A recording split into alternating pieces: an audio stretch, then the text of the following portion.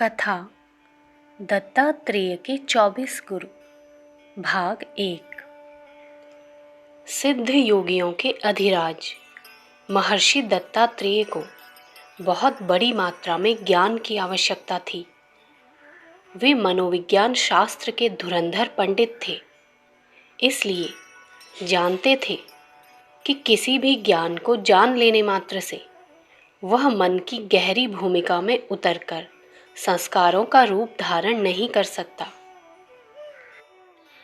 एक एक पैसे में बिकने वाली पोथियों में सत्य बोलो, धर्म का आचरण करो लिखा होता है, परंतु इससे कौन सत्यवादी बन गया है? किसने धर्मात्मा का पद पाया है? मन को सच्ची शिक्षा देने के लिए अनेक साधनों की आवश्यकता होती है। इनमें सबसे बड़ा साधन गुरु है। गुरु के बिना ज्ञान नहीं हो सकता। दत्तात्रेय विचार करने लगे, किसे गुरु बनाना चाहिए। वे बहुत से योगी सन्यासियों को जानते थे। अनेक विद्वानों से उनका परिचय था। सैकड़ों सिद्ध उनके मित्र थे। तीनों लोकों में एक भी तत्वदर्शी ऐसा न था जो उन्हें जानता ना हो, और यदि वे उनसे सीखने जाते तो मना करने की क्षमता रखता हो। इनमें से किसके पास ज्ञान सीखने जाएं? इस प्रश्न पर बहुत दिनों तक वे सोचते रहे, पर कोई ठीक निर्णय न कर सके। वे सर्वगुण संपन्न गुरु से दीक्षा लेना चाहते थे, पर वैसा कहीं भी कोई उन्हें दिखाई न पड़ रहा था। मनुष्य शरीर त्रुटियों का भंडार है। जिसे देखिए उसमें कुछ न कुछ त्रुटि मिल जाएगी। पूर्णतः निर्दोष तो परमात्मा है। जीवित मनुष्य ऐसा नहीं देखा जाता। दत्तात्रेय जब सर्वगुण संपन्न गुरु न चुन सके तो उनके हृदयाकाश में आकाशवाणी हुई। मन को आत्मा का दिव्य संदेश आया कि ऋषि, मूर्ख मत बनो। पूर्णतः निर्दोष और पूर्ण ज्ञानवान व्यक्ति तुम तीनों लोकों में ढूंढ नहीं सकते। इसलिए अपने में सच्चा शिष्यत्व पैदा करो। जिज्ञासा, श्रद्धा और विश्वास से अपने हृदय में पात्रता उत्पन्न करो, फिर तुम्हें गुरुओं का अभाव न रहेगा। दत्तात्रेय के नेत्र खुल गए। उनकी सारी समस्या हल हो गई। ज्ञान लाभ करने का जो एकमात्र रहस्य है वह उन्हें आकाशवाणी ने अनायास ही समझा दिया।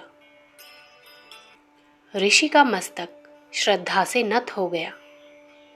उन्होंने दूसरों के अवगुणों को देखना बंद कर दिया और ज्ञान एवं पवित्रता की दृष्टि से ही संसार को देखने लगे।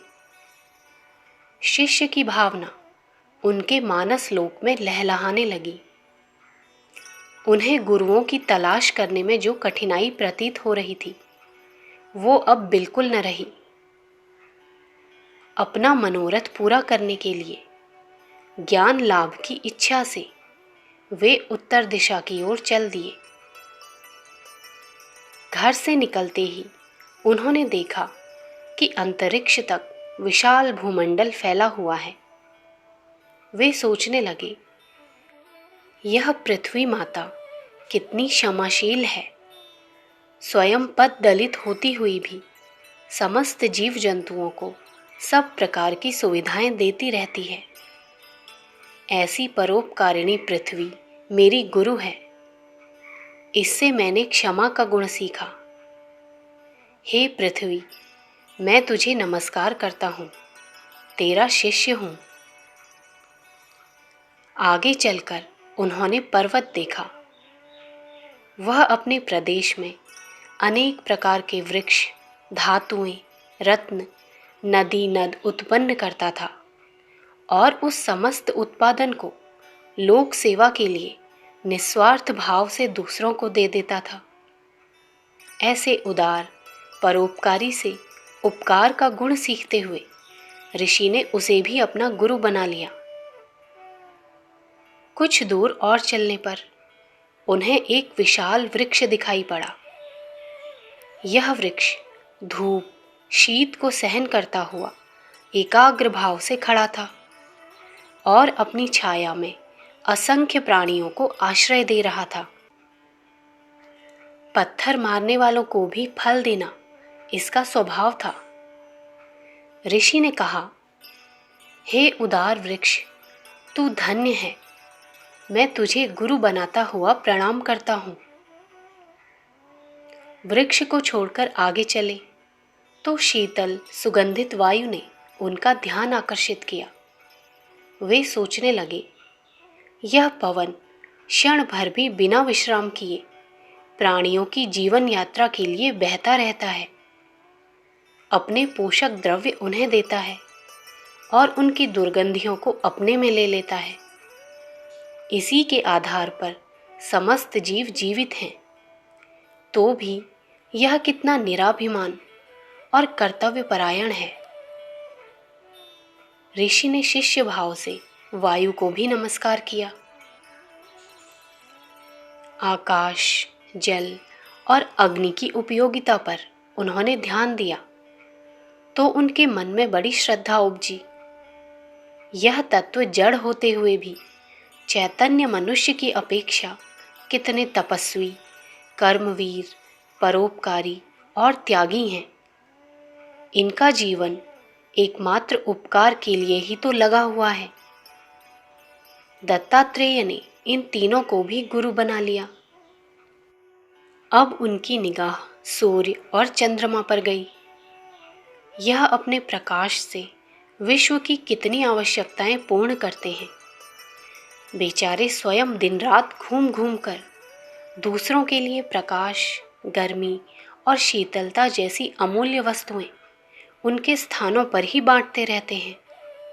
वे इस बात की भी प्रतीक्षा नहीं करते कि कोई हमारे पास हमारी संपदा को मांगने आए तब उसे दान दे। बिना मांगे ही उनका अक्षय सदावर्त सबके घर पर पहुंचता रहता है। ऋषि ने उन्हें भी अपना गुरु मान लिया। पृथ्वी, पर्वत, वृक्ष, वायु, अग्नि, जल, आकाश, सूर्य और चंद्र को गुरु बनाने के बाद वे एक स्थान पर बैठकर सुस्ता रहे थे कि उन्होंने देखा, सामने एक पेड़ की डाल पर एक चिड़िया अपने बच्चों की मृत्यु से दुखी होकर प्राण त्याग रही है। जब वह मर गई तो उसके पति ने भी प्राण त्याग दिए। ऋषि ने सोचा कि सांसारिक पदार्थों और धन संतान पर अत्यधिक मोह करने का परिणाम मृत्यु जैसी वेदना को सहन करना है। उन्हें लगा कि मृत पक्षी मुझे उपदेश कर रहे हैं कि संसार के प्रति अपना कर्तव्य पालन करना चाहिए, पर उससे झूठा ममत्व बांध लेने पर बहुत दुर्गति होती है। ऋषि ने उस होला नाम के पक्षी की शिक्षा स्वीकार की और उस मृतक पक्षी को गुरु बना लिया। पक्षी की दीक्षा पर वे मनन कर रहे थे कि पास के बिल में एक अजगर सर्प बैठा हुआ दिखाई दिया। वह भारी शरीर के कारण अधिक दौड़ धूप करने में असमर्थ था, इसलिए उसे अक्सर भूखा रहना पड़ता था। जो कुछ थोड़ा बहुत मिल जाता उसी से संतोष कर लेता था। अजगर की ओर ध्यान से देखा तो दत्तात्रेय के मन में ऐसे विचार उठे, मानो यह मेरी ओर मुंह करके कह रहा है कि परिस्थितियों के कारण जब हम असमर्थ हों तो थोड़े में ही संतोष कर लें और ना मिलने वाली वस्तु के लिए दुख ना करें। दत्तात्रेय ने उस अजगर को भी गुरु भाव से अभिवादन किया एवं उसे भी अपना गुरु मान लिया। अखंड ज्योति, सितंबर सन 1941, पृष्ठ संख्या 12-13। विचार क्रांति दूत यूट्यूब चैनल को सब्सक्राइब करें एवं अगली वीडियोस प्राप्त करने के लिए बेल आइकन दबाएं। धन्यवाद।